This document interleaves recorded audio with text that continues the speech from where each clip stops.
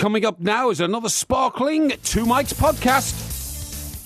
This is Talk Sports Extra Time. We are the Two Mics, and I should say at this moment in time, a very warm welcome to Mr. Mike Porky Parry. Well, very good morning to you, Mr. Thanks Parry. very much. You're looking a bit miserable, I have to say. Well, I have every... Do you know there were people tweeting me over the course of the weekend saying that one guy said, when my 6-year-old daughter now says, well, right. all I do is well. It's becoming a bit of a phenomenon out there. Sven Göran Eriksson and, of course, Louis van Gaal Yes. are coaches who've come from overseas and made a huge mark on this country. Yes. Now, before we go any further, and you saying I'm looking a bit miserable, and you say You a are very looking a bit warm miserable, welcome. Well, thank you for the warm welcome. Not at all. But I would have preferred a warmer welcome last Thursday evening. When? Hot on the heels of coming from the Porky Blinders screening. Peaky Blinders. What did I say? You said Porky Blinders. Blinders. Sorry. Porky Blunders, as it became known. Yeah, it did a bit, actually. That's a bit unfair. But hot on the heels of that, I come in here. Now, I had every right in the world to talk to you about a television show which had gone out at the normal time. It wasn't like I'd gone the night before. It's a Porky spoiler alert. Are you going to tell us what's coming up in the next series? This is ridiculous. Is that what you're going to do? No, what I was going to say is it wasn't like I went the night before. It wasn't like I went the week before or 3 weeks before and previewed it and then told everybody what was going on. In real time, à ce moment of the moment, I told people what was going on. And all I've had ever since, because of you stirring it up, is terrible abuse. Well, no, because the point is, not everybody now watches the show. But I can't when it help goes that. out. That's not my fault. That's why we have iPlayer. That's why we have smart TVs. That's why we have ITV I can't player. help the fact that people can't organise their lives. No, but they do organise their lives. Why should I take the blame? Why should I be lashed and vilified and mocked and derided and sent messages all over the weekend telling me I'm a goon? Well, it's funny you should say that, because I've got some of the messages here. Oh, yeah? Lee sent this one in. He said, I thought about watching The Usual Suspects, but Porky says Kevin Spacey is Kaiser Soze, which is the big part of that film, of course. Adi said, I'm thinking of watching some old Dallas reruns, but please don't let Mike Parry tell me who shot JR. This is pathetic. Stuart said, this is dreadful. I'm being held up to ridicule. I might read the Bible. I think it's one thing Mike Parry can't tell me the ending of, as he knows nothing about it. Oh, well, I do, actually. I know all we've about that. We've already tested you on the Bible, and you got 2 out of 10. In fact, a new theory knocking around this morning that once again, one of these sort of historical, what's the word for those who... hang on, excuse me. Is this another spoiler alert for people who haven't read the Bible? Those guys who study religion, what are they called? Theologists, right? Theologians, in fact. An historical theologian reckons that... he's come up with a theory again, but says there's more evidence from a file that they found in the British Library. No less. It's been 150 years that Jesus did in fact marry Mary Magdalene. Mary Magdalene, and they had. That was Reginald Maudley you're thinking of. He was in one of the Ted Heath cabinets, wasn't he? No, he was the Home Secretary. Reginald Maudlin, he was the Home Secretary. Yeah. And that they did have 2 children, and Mary Magdalene... What were the children called? I don't know. But Mary Magdalene apparently was a lady... Magdalene. Mary Magdalene was a lady of... And I hate to say this, because I'm a Christian, and it's blasphemous, but that she might have been... What are you laughing at? Blasphemous, you mean? Yeah. She might have been a lady of some questionable virtue. I mean, that's well known. It's disgraceful. No, but that's well known. That's hardly a surprise to anybody. Disgraceful, but everybody knows that Mary Magdalene is portrayed in many different ways as a prostitute. It's an Aramaic for want of a better word. An Aramaic manuscript, and it's called the Lost Gospel. And it has been found, honestly. It's not the Lost Gospel anymore, then, is it, if they found it? Well, no, it's the found Gospel now, I suppose. But it says that this secret document goes back for 1,450 years, the Lost Gospel. It's been translated from Aramaic, as you quite rightly said. And it's been gathering dust in London's British Library for 150 years. It's only just been found. Well, I'm interested in a bit about the two kids. It's going to be published next week. Maybe this is something that we should... Well, don't give the game away and tell them what it says. It's not going to be published till next week. We might need the siren again, because it's an Aramaic script warning. But, no, I certainly did not appreciate you taking the mickey out of me for doing something. It's my job to inform. I am the seeker of truth and justice. Therefore, when I go out and find secrets and justice and yeah, but it's the way you just blurted it out. No, I didn't. And Tommy Shelby, in the end... What was the end of the story? Well, I don't know if I can tell anybody. They might not have seen it yet. They might not have seen it. Well, it's too late now. You would have given it all away. You gave it all away on Friday morning. He was standing on the edge of his grave, which had been... This is for anyone in Australia who hasn't seen it yet. Go on. What do you mean I haven't seen it? Well, in Australia, they explained on Friday morning. Australia's only 12 hours, 13 hours difference. No, but they're 2 episodes behind. Oh, no. Do you remember when Dallas used to be on here? It was this whole season behind. And I've told you this story before. I used to get sent to try and get hold of scripts for the next Dallas series, which effectively was 2 years away in the UK. They used to smuggle the reels in through Heathrow in tent security. Well, I'm not going to tell you the end then, in case any of our listeners in Australia... Well, I think most of them have already had their weekend ruined. Anyway, safe to say there's going to be a third series. That was revealed exclusively to me by Stephen King, the man who invented it and writes it, OK? And therefore, obviously, the main characters, we assume, must have survived. Have you had any sort of contretemps with the organisers of that particular party? Have any of them gone into you and said, not at all. We hear you've been giving the game away? Not at all. Well, how was I giving the game away? It was shown on live television. Millions in this country alone could have seen it. Now, Downton Abbey finished last night, right? Yeah. I sent out a tweet, actually, while I was watching it, saying that you kept trying to ring me to tell me how it ended. Oh, that was just my little joke, of course. Of course it was your little joke. I was trying to ring you to talk to you about what we're doing tonight. Yeah. And you're, going on about I thought you just wanted to tell me how it ended. No. I thought it ended strangely, actually. I thought it didn't really have an ending. No, it didn't have an ending, no. There was no ending. I thought it was quite amusing seeing Hugh Bonneville walking around in an army uniform, you know what I mean? That was quite funny. Looking a bit like... Well, nothing unusual about that. There might be people, by the way, who haven't seen it yet. So he looked maybe we should discuss it. He looked like Stephen Fry in Blackadder, didn't he? He did. In fact, there was a guy at the when they were doing all that stuff. Another military guy around the memorial. There was a guy who looked just like Captain Darling. From Blackadder. Yes, there was. It was exactly the same look as him with a moustache and everything else. There was. But there was a lot of intrigue in it, and also, the last 3 or 4 episodes of Downton Abbey have completely changed my opinion of the moral code of the Victorians. Yeah. Well, in fact, they weren't Victorians, were they? Because Queen Victoria had died. Yeah, so they definitely weren't Victorians. What were they, Edwardians? She died in 1901. Yeah, Edwardians. I suppose there would be Edwardians. Edwardians, and... I am a little perplexed. You've heard the phrase "the Roaring '20s," haven't you? Yeah, a little disturbed. Well, I think this was the period just before the Roaring '20s. Well, I think it could have been. It was before Prohibition and all that kind of stuff. When people were suddenly becoming, aware of the fact that they didn't have to do. You're not interested in what I've got to say. Yes, I am. I'm very interested. Why are you tapping your pen on the table and just like getting ready to move on to another subject? No, I'm listening to what you're saying. All right. Well, what I'm saying is they were preparing to not behave as they were supposed to. Like the scullery maid suddenly didn't want to be the scullery maid anymore. She wanted to be a teacher. That's right. She wanted to learn stuff. That is absolutely she wanted to right. go to art galleries. And the widow who only a few months ago couldn't bear looking at another man, couldn't stop jumping in bed with any bloke that happened to come along. Which widow's this? Lady Mary. Lady Mary. No, she only jumped into bed with one bloke, then decided she didn't want to marry him. But then she wanted to go and marry the other guy. Well, who knows if she jumped into bed with him. The other thing is, what I couldn't believe is at least 2 members of the downstairs staff have been talking about buying homes. Yeah. I mean, how do you go around buying a home when you're a butler and a scullery maid? I know. Unbelievable. They weren't supposed to have any money. The world is changing. Did I tell you my old auntie... I can't remember her name now. No, Granny she was. I think she was a granny. She was either a granny or your auntie. Well, she was something like... I think she could have been both, could she? No, that would be weird. I think she was a great auntie. She lived her last years... She's a bent little woman, and Auntie Matt. Oh, yeah. And she lived at the bottom of Pendle Hill, where the Pendleton Isn't that a bloke's name? Eh? Isn't that a bloke's name, Matt? No, Matty, Auntie Matty. Oh, Matty. And, what's that short for, then? Matilda. And she lived at the bottom of Pendle Hill, just outside Blackburn, right? And that's where the Pendle Witches, who are very, very famous, inhabited the trees and all that kind of stuff. The Pendle Witches inhabited the trees? Well, in the mythology of it all. Okay. In the mythology, not real, obviously. And I first went to see her when I was about 6 or 7, and I only learned years later that she was a scullery maid, and the woman she lived with was, in fact, her mistress. She was the lady of the house, you see what I mean? Yeah. So the situation was that the lady she lived with, and they lived as equal partners, not partners, they lived as equal people in this house. What, you mean, so this was after she'd been a scullery maid, you mean? Absolutely. This would be in the 60s, right, when I was very young, in the 60s. And Auntie Matt, who was very old, she was about 82 or something, still sort of went and got the tea, you see what I mean, in the house. So she was still her servant then? That's right, yeah, for the other lady in the house. So it must have been the other woman's house then? Yeah, obviously, but what I'm saying is they were both brought up in a stately home. Yeah. And obviously, the family fell on hard times, the fortune was split up, and she ended up in a semi-detached house in Blackburn. That's right, yeah. That's very and she weird. was lady somebody, you know. Yeah. Oh, Blackburn, Lancashire. Blackburn, Lancashire. As the Beatles would say. Absolutely. This is the two Mikes. He's Mike Perry, I'm Mike Graham. That siren will go off whenever he's about to spoil something that you haven't seen yet, so listen out for it, because it's a very, very important part of the show now. Coming up, though, we're going to find out about this two-sided toothbrush that Porky's invented over the weekend. This Got is it here. Talk Sport.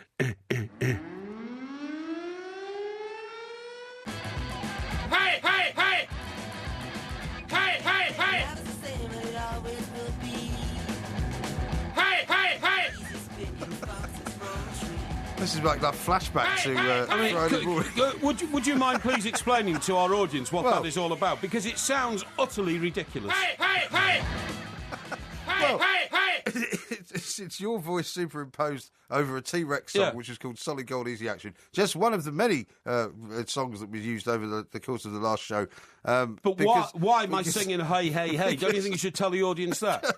Because you did a brilliant hacker. No, you asked me to do a hacker. I did ask you asked me to do a hacker ahead of the England game, so I said yeah. Yeah, but you seem to think that I deliberately asked you to do the hacker in order to get that offer. Oh, well, I'm sure you did. That's not the case. Because I did the hacker seriously as a sort of a tribute to the forthcoming major fixture in World Rugby. That's England and New Zealand. And, of course, once again, New Zealand won. Yeah, which New Zealand won, and I think they'll keep winning as well. Stuart Lancaster doesn't impress me at all, I'm afraid. I hate to say that, I'm awfully sorry, but Stuart Lancaster, to me, looks like a school teacher, whereas Jose Mourinho and Arsene Wenger have every line of worry and concentration written in their faces whenever you speak to them about the high-profile jobs they have in sport. Stuart Lancaster's always smiling and saying, well, you know, we nearly got there this time. Yeah, but you didn't beat them, you know. Oh, I mean, they're the best team in the world. We nearly got there this time. And, next time we're playing the second-best team in the world. So, you know, we'll try and get a bit closer. And they're a bit more inscrutable rugby types, aren't they? They don't really give much away. No. But, no, the reason I asked you to do the hacker was because of that big fixture coming up at the weekend. And you did the hacker very well. In fact, we've got it here. Let's have a listen to it.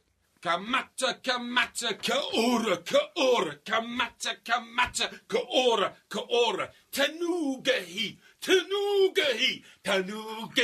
parangawawanga, taruga, karama, hey!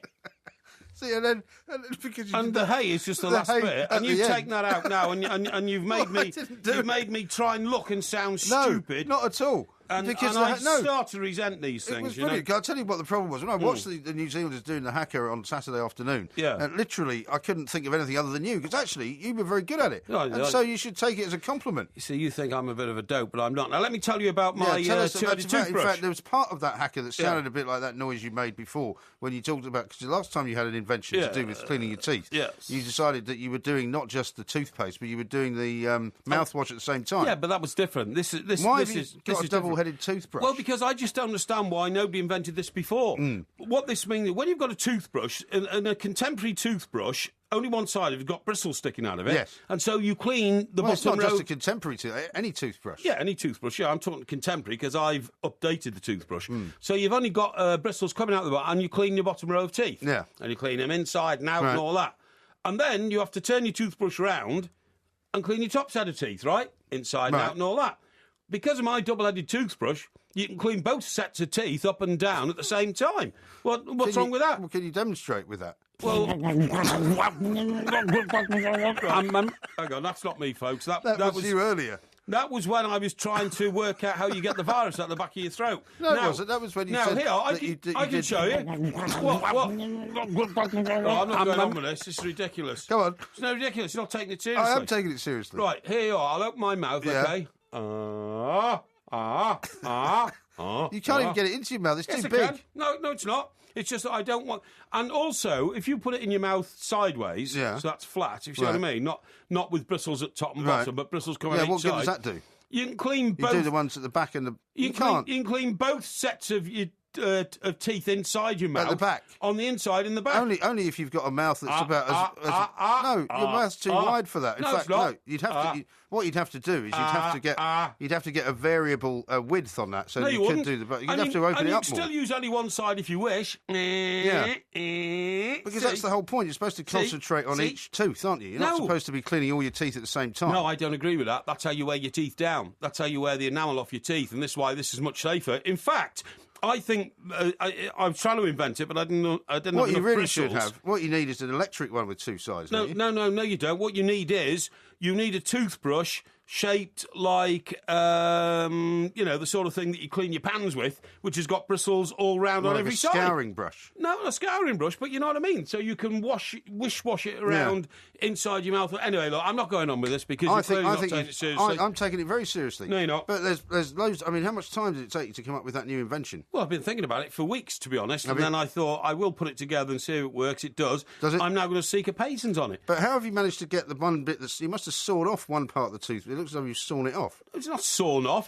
I've engineered it. I've engineered it to... Well, how'd you break it like that? What do you mean, how do you break it? Well, I mean, there's one part that's got the handle, but the second part doesn't have a handle. I engineered it. Okay? Well, you've sawed it off, haven't you? It's not a question of sawing. Or did you just snap it? No, it's separating and reapplying. It's, Anyway, look, I don't think we should go on with that. Talking about people who are stupid and all that. Yeah. Do you see the report I sent you this morning? Do you know that people have a stupid virus? I'm not... Now, is it a stupid virus or a stupid gene? It's a stupid virus. Is it? Yeah, and I'm not joking, Well, folks. you can actually catch it from people. It lives in your system. Nearly half of us could be infected with a virus which makes us more stupid.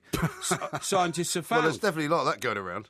Well, I mean, there is a lot of that going around. Yeah. A lot of people... I mean, have you heard this story today that we're going to have to go out to Hungary and find all these people to make sandwiches? I can't believe it's a front-page story in the Daily Mail, though. It's become ridiculous. I mean, the headline on the front page of yesterday's Daily Mail, can't anyone in this country make a sandwich? I mean, it created this incredible storm on Twitter where lots of people just posting... I nearly did it. Post a picture of a sandwich and go, actually, I made that. Yes, exactly, yeah. But what they're saying is people don't want to do it for a living anymore because they don't want to stand up for 6 or 8 hours making sandwiches. It's hard work. It's hard work, and over successive decades... Successive governments of both political persuasions, or all 3 or 4 political persuasions, have encouraged people to have a cushy life. Yeah. Which is something... Today's follow-up to it on the front of the Mail is after the Mail reveals sandwich film supplies M&S and Tesco's have been forced to find staff abroad, the Hungarians say, you Britons are just too lazy. Yeah, well, I agree with that. I totally agree with that. There's a culture in this country now where people feel that it's demeaning to do a job like that. Not demeaning, but just easier. No, people do call it demeaning. That's why they don't want to do it. They think it is demeaning. No, but also they are bone idle. They want to lie on a couch and drink beer all day. Yeah.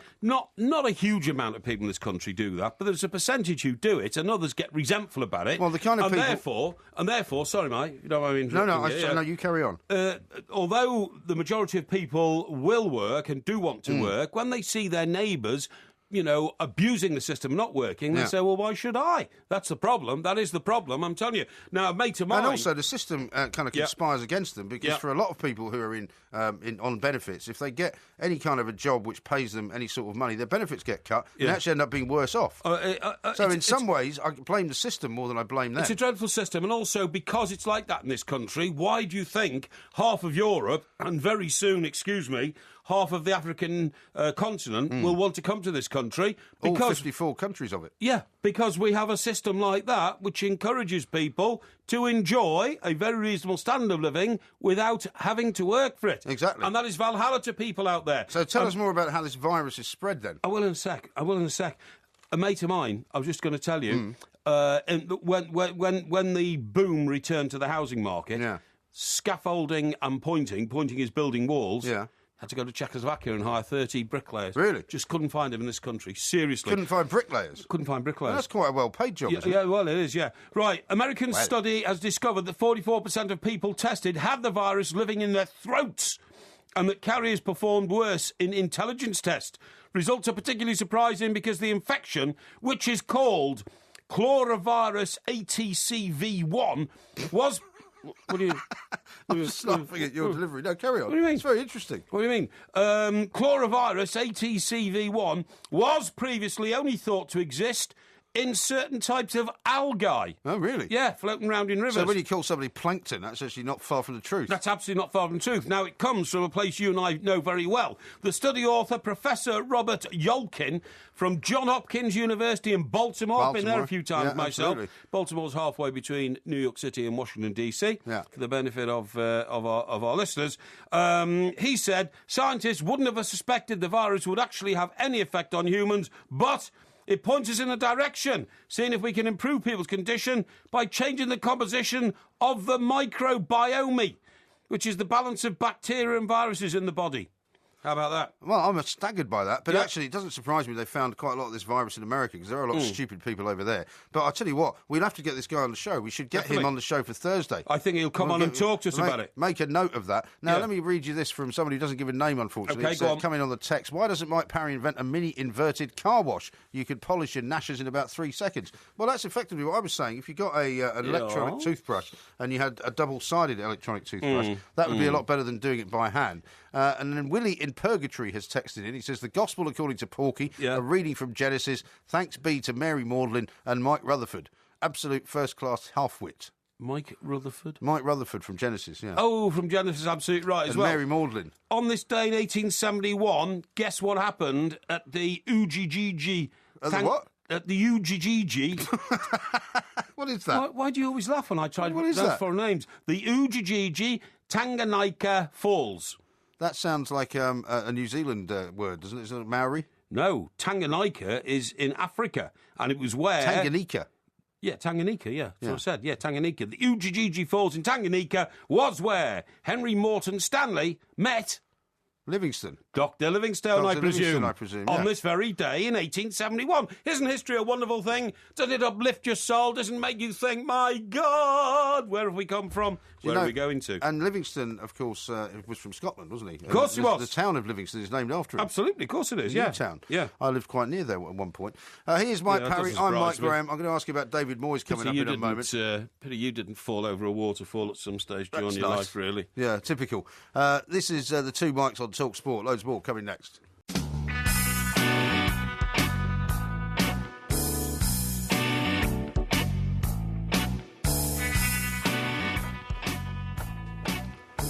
This is TalkSport Extra Time. Derek in Pencoed has sent you a note, Mr. Parry.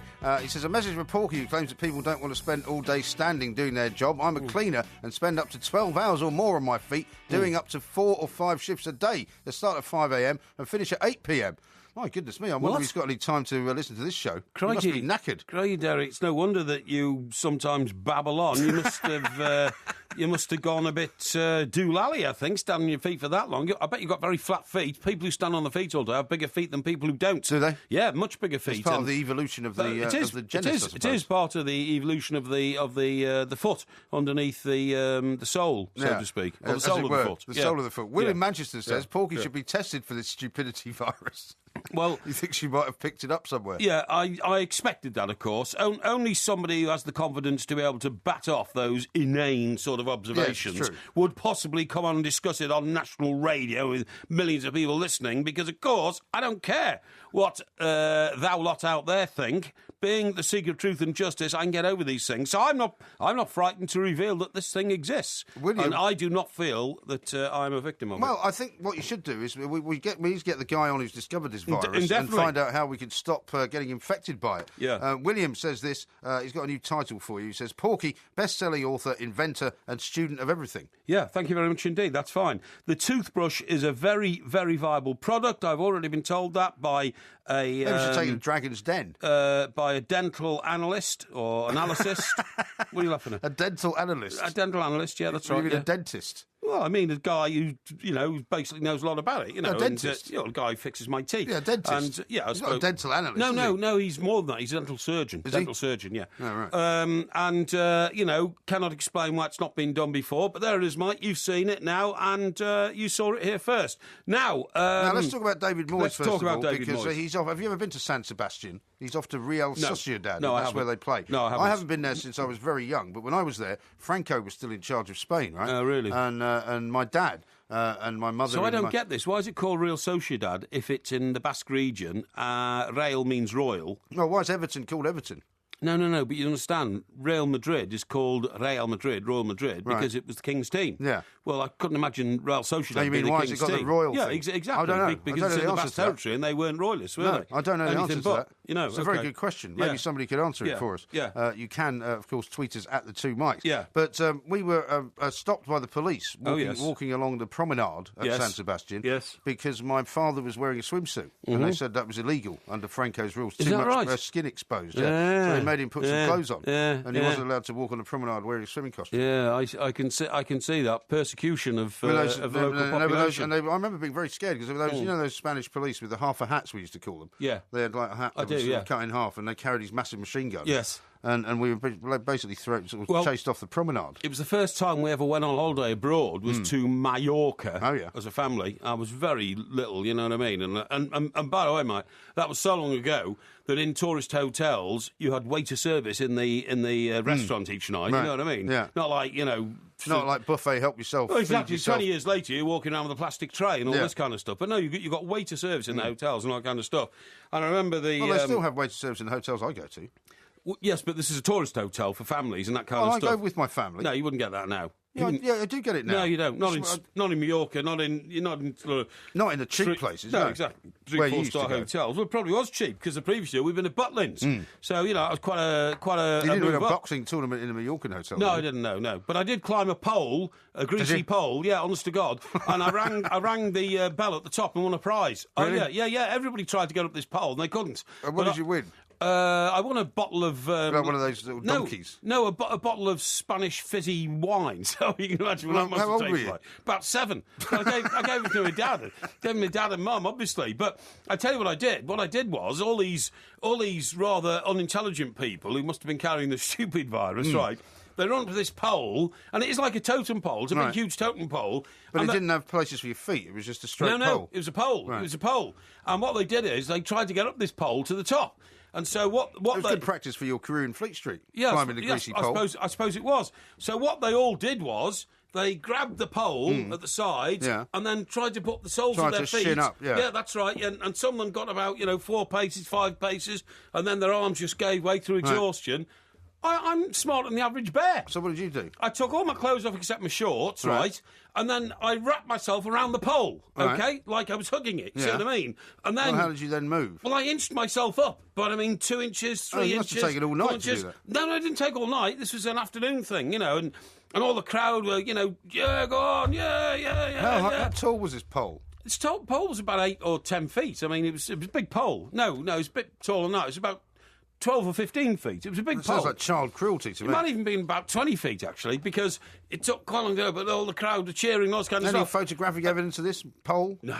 Of course not. No. Oh, no, because, of course, any pictures of you as a child have been destroyed. But then when I got to the top, there was a chain there, and you had to ring the bell. I mean, the crowd cheered as I'd won the FA Cup. And how many thousands of people would you say were watching? There were a few hundred. A few hundred. It was one of those tourist farms you go to see, like bulls and all that kind of stuff. What are you laughing at? Childhood is very bizarre. No, you did. You went to a bull farm and climbed a pole. If you go to Spain, nobody has holiday stories like that. They take you to a bull farm to show you where the bullfighters train and all that kind of stuff. Really? Of course they do. Did you come back with one of those bottles of wine in a basket? No. Oh, years later, I used to go as teenagers. And a sombrero? No. We used to go to these places where you sit down, they serve you a bit of pork, and then some woman comes along, puts like a tea towel under your chin, pulls your head back, and then pours sangria all over your face. I've had that happen. Yeah, when you drink it from the goat skin or something. Yeah, it goes up your nose and all sorts of things. I mean, not too good. I think that's just their revenge for the horrible things that the English tourists get up to. I think anyway, let's talk about David Moyes. Let's talk about David Moyes. You're a man that knows an awful lot about David Moyes. Yeah, I do. Is this a good idea? I mean, we just heard Robbie Mustoe saying that it is a good idea. It's a shame he had to get out of English football, though. Well, I think. You see, I think I'd like him to have stayed in English football to prove the point. Yeah. And the proof of the pudding is twofold. First of all, David did a very good job at Everton for a lot of years. Yeah. And so he has no reason to fear, any rejection of returning to that league, the Premier League. But secondly, as each week goes by, it's becoming increasingly clear that it wasn't David Moyes' fault that Manchester United disappeared into an abyss of confusion, despair, and basically nothingness. And mediocrity. And mediocrity. Which is the one thing the fans don't expect. Mediocrity is a good word. And therefore, I think David should have stayed. Now, I would say... But why is it that he's been the fall guy for all of this and the players haven't? Whereas at Spurs, they're blaming the players. Well, a lot of players have been shuffled around, haven't they? Yeah. And are not now first-team players. I mean, Fellaini is claiming in tomorrow morning's papers, I was the fall guy because I was associated with David Moyes, because, of course, he came from Everton. But the point I want to make here, Mike, is... Davy's got to re-establish his reputation as a manager. He can do that because he has great managerial skills.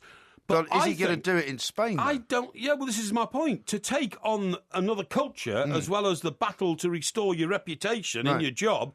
I think is a double whammy. And he doesn't speak Spanish. Doesn't speak it's not Spanish. Like he spent, well, that's what we're told, unless maybe he spent the intervening period learning Spanish. I don't think he has, because I've heard that the first thing he wants to do is get an assistant who is fluent in Spanish. Now, whether he means a translator like Jose was to Bobby Robson, or whether he means a very good assistant coach. An assistant coach who speaks both. Spanish and English, that's right. You know, Ray Wilkins or somebody, was it Ray? Ray of Arabia. No, Ray of Arabia is Italian. He speaks Italian and English, because he played in Italy, didn't he? He played in Italy, that's right. Who played in Spain? Kevin Keegan?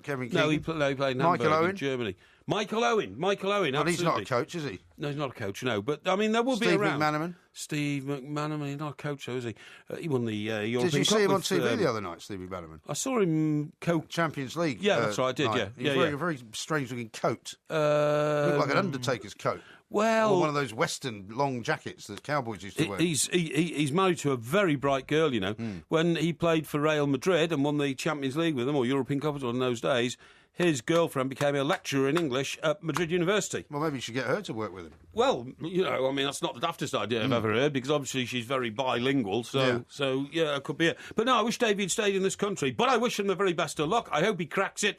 I predict he'll be back here in 2 years at an English club in much the same way. Sooner than that. In much the same way as Steve... what's the former England manager? You know, McLaren. Steve McLaren. I'm talking about that Steve was my McLaren. clue. Yes, thank you. Steve McLaren did his job in Holland and then comes back here. And now he's got the team at the top of the championship. Do you think when David Moyes comes back, he'll have a kind of Spanish-Scottish voice? No, I don't think so. I think he's very Scottish, David, and I think it'll stay that way. That's what you do, isn't it? When we were in America, we never allowed our accents to drift into sort of mid-Atlantic American. No, although I was accused of having a lot of American idioms when I came back. Oh, really? That's another story. Yeah. Here's Mike Porky Parry. I'm Mike Graham with the two mics. There will be a podcast coming out later on. Loads more coming up next.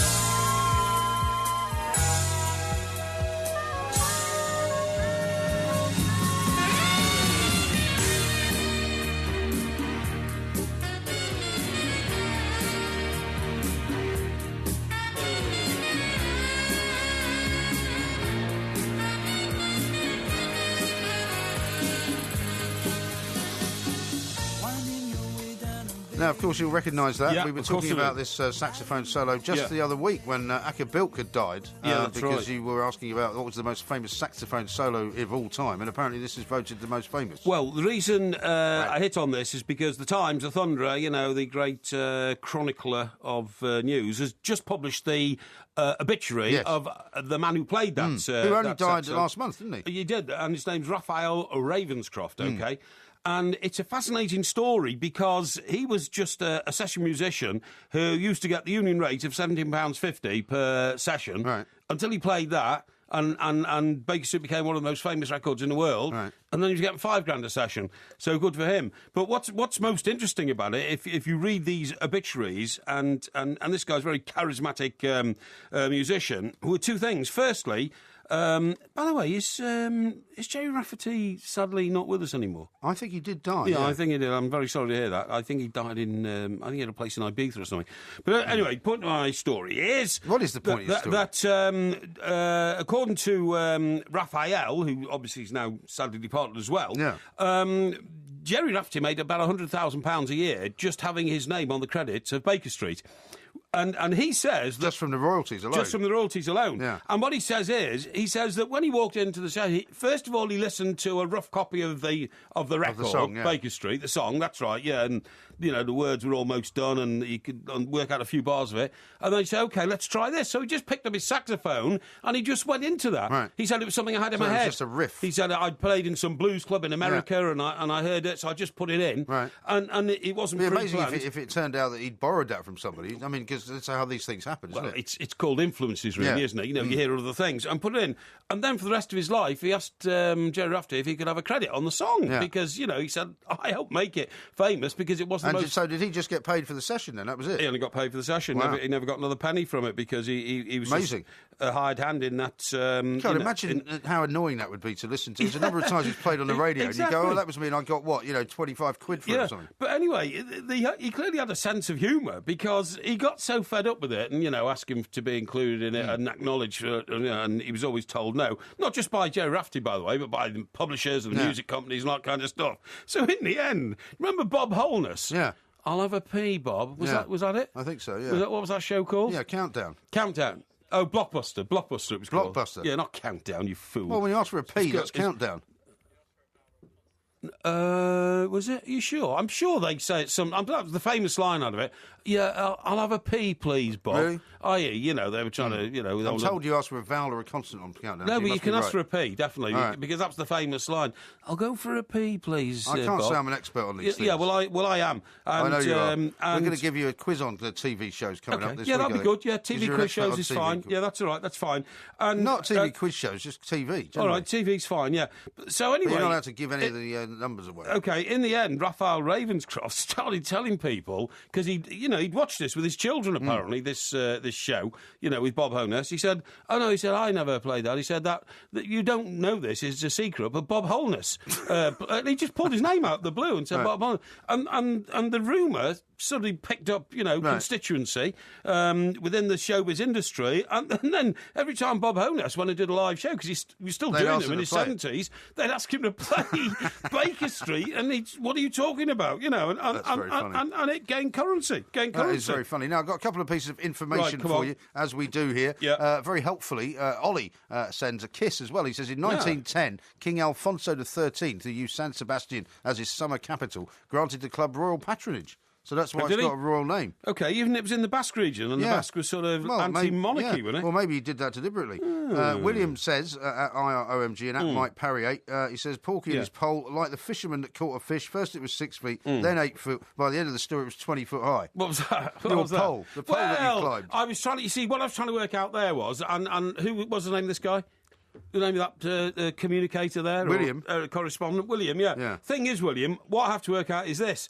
I'm 5'9"1/4 now, but in those days, in those days, what, you were even taller? No, in those days, because I was only about 7 or 8, I was probably only about 4 foot. How old is a 7-year-old? How old is a 7-year-old? No, how tall is a 7-year-old? Well, it depends, really. 7-year-old's about 4 foot, depends on the 7-year-old, something like that. Yeah, about 4 foot. So, what I'm saying is, I had to work out the perspective looking up this big pole. So it probably seemed like a very big pole, but actually it was only about 5 feet high. No, it wasn't. It was 5 feet high. Because I remember once going back... I'd be able to reach up and ring the bell, wouldn't I? I remember once, because my mother was a teacher at my old primary school. I remember once going back to see her when I was about 18 or 19. And the primary school stairs, I used to think were massive. There's massive staircase. Right. And in fact, it was a tiny staircase. That's what I'm telling you. And you put your hand... I had to sort of bend down to put my hand on the banister. Yeah, exactly. Because, you know, whereas, so when, you know, your perspective on everything... Exactly. So it probably wasn't anywhere near 8 or 9 feet Do you know tall. what my party trick was when people used to come round to the house? I dread to think. No, I tell you. And how tiny must I have been in those days? Your party trick when you were 7, do you mean? No, I must have been much younger, because I tell you what it was. Maybe it was climbing a pole. Well, it wasn't actually, but it was climbing. So what you do is you open the lounge door. No, here. There's going to be some pictures on Twitter following this, I'm sure. This confession. No, you open the lounge door, and therefore you've got a space. What's that called? The door jamb? The entrance to the entrance to the door. Yeah. But it's got like a door frame around it, right? And what I used to do was I used to put my feet on one side and my hands behind my back on the other. Yeah. And then walk up to the top of the door. Do you see what I mean? You should have joined a circus. Some contortionist. I used to do it so quickly, and you know. So you don't know upside down. No. I did it. No, I did it in the normal seating position with my hands behind my back, right? But I used to take my shoes off so that my feet wouldn't slip on the paintwork. You know. What you mean? So you would edge up the door? Edge up the door. Oh, right. And then at the top, I'd grab the top of the door frame and start swinging around a bit. You know, that was okay until I bust one of the doors because the door frame collapsed. It came out. No, it came out seriously. But the neighbours. used to... They used to love coming round for tea. Yeah, they did. Let little Mike do his party trick. No, it became a talking point in the streets. You must look like a chimp. Well, I suppose I did look a bit like a chimp. I don't know, but That'll explain your affinity with Tommy the Chimp. Well, maybe it does. I don't know. But what I'm saying is... What are you saying? Think how wide a door is. How wide is a door? No more than about, I don't know, 2.5 feet? 2.5 feet. So I could only have been about 3 feet tall to have bridged the gap. So if we said that I was 4 feet tall when I was 7, I could only have been about 5 then. So that was a daring mission for a 5-year-old. So. It was. I mean, did you never? But obviously, you practised climbing in the house. And did you never used to climb up the outside of your stairs? No. On the banister? No. Oh, I did all the time. No, it's too dangerous. Oh, no, I used to do it all the time. No, I was just saying, I didn't grow up in a house. I grew up in a flat. Also... Sorry to interrupt you. Sorry, I didn't grow up in a house. I grew up in a flat. Yeah, but to get to the flat, you had to go upstairs, didn't you? But they were quite big stairs, and so you wouldn't climb up the outside of them because it was a big Victorian sort of mansion. And I would have fallen down. But I tell you, my dad used to hang upside down from doors. That was one of his things. What, to help his back? Yeah. Oh, I see. Not because he was, like, half mad, which we know he was half mad, Yeah, I know he was half mad, And I think it actually set him even more mad because he spent a lot of time with his head upside down. So the blood was rushing to his head. But he claimed it was very good for his back, and he used to hang, first of all, from the door frame at the top. Right. But then he would kind of put his feet around the other way. Yeah. And then hang upside down. What from? Just from the door frame. Well, how were his feet attached to the door frame? They weren't. His hands were still attached, but he had somehow turned his body so that his head was facing downwards and his feet were kind of turned around facing downwards. But he wasn't supporting himself by his feet then? No, by his hands. Oh, well, how did that help his back? Well, I don't know. No, I don't know either. Didn't you used to climb up the drain pipes on the outside of your block of flats? No, I never did that either. I did. Climbed all the time. And I kept doing that. It's the kind of thing my dad would do, which is why I didn't do it, because I thought he was mad. Funny you should say that. You thought your dad was mad. My dad fell off the roof and broke his leg. That's when I wasn't fixing the aerial, was he? No, he wasn't. He was trying to paint the house, and a plank slipped. And I remember him shooting down the roof there's a joke there somewhere. off the shed roof onto the pavement. And I thought it was terribly funny, but he got quite annoyed that I was laughing.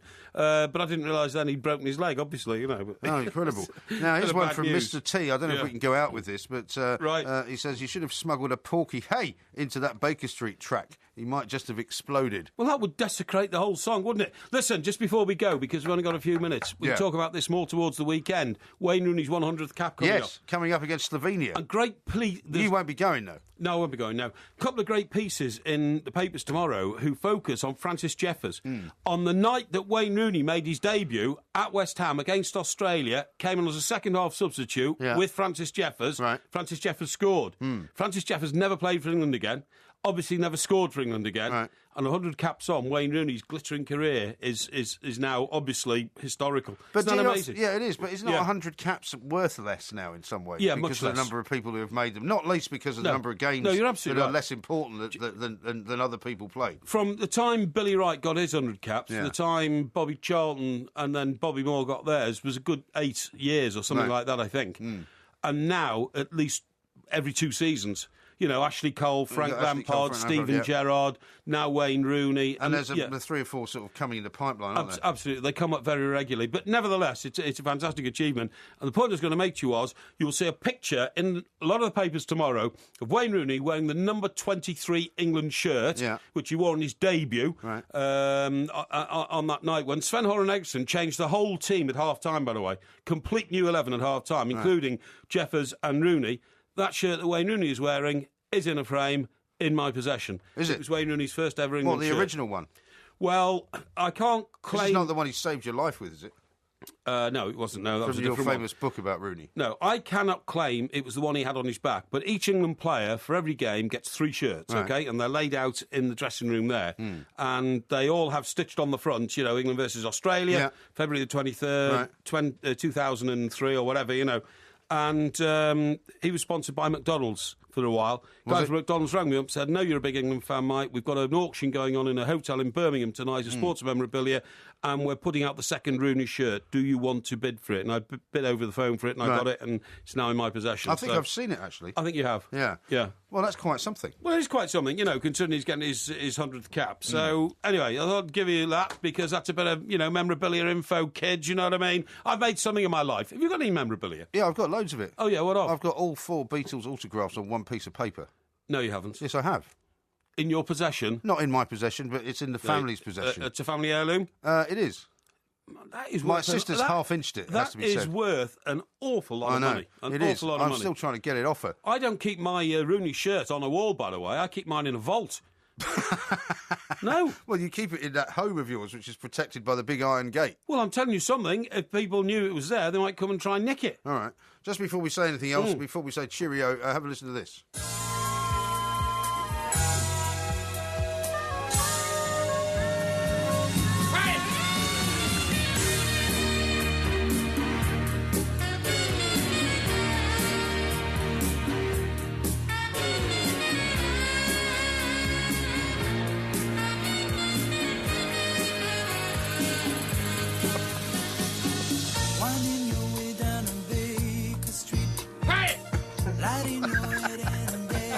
Isn't this rather predictable? Huh? Well, somebody asked us to do it. It's nothing to do with me. Yeah, you see, you're just a sheep. You just follow. Every daft idea that comes up, old MG has to get involved. Typical. Well, it was a fascinating tale you told about. Imagine having come up with that saxophone solo and not being able to take credit for it. Yeah, extraordinary. absolutely. A delight to see you once again, Mr. Parry. You'll be here, of course, for the 5-hour spectacular of the Two Mics on Thursday. I think we should explore that Mary Magdalene story you've got there. Well, certainly. And the stupid virus. And the fact that the world's getting bigger. Now I've found a cinema that's knocked itself down and rebuilt itself with seats 6 inches wider than they were before. Well, the world is getting bigger. I keep telling everybody. Surely the story there is the cinema that's knocked itself down and rebuilt itself. Well, if somebody's invented that, that really is something. Yeah, you know what I'm talking about. That was the Two Mics podcast. Yes, it certainly was. Don't forget, it's out every Tuesday and every Friday morning on iTunes. And you can follow us at the Two Mics. So keep listening for more of MG's loose morals. Believe me, this boy hasn't got a moral fibre in his body. And more of his bizarre buffoonery. What?